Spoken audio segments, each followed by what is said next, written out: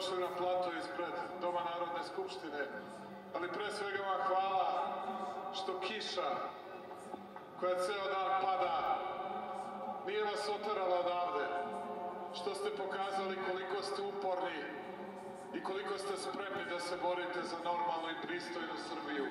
Bezbrojno vam hvala na tome. A sada ću da vas zamolim, dragi prijatelji, da svi spustite zastave. Imamo jednu veliku obavezu. Svi, sve transparente, sve zastave.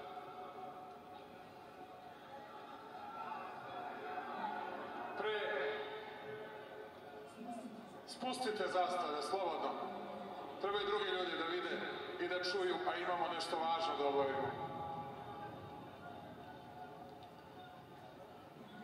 Pre bilo kakve reči, a spremao sam se za večeras, danas, kao i svih prethodnih dana, mora da bude ćutanje.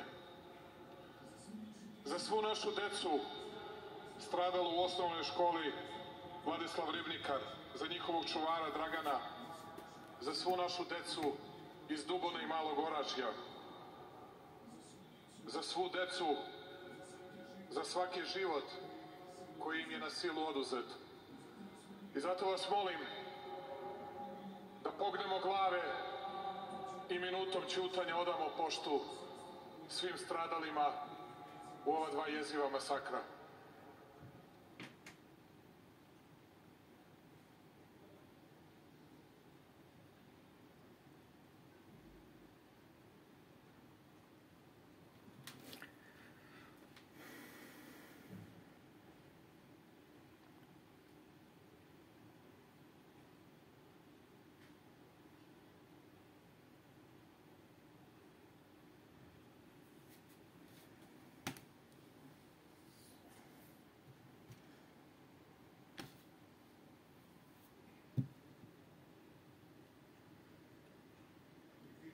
Neka im je večna slava, Bog da im dušu prosti.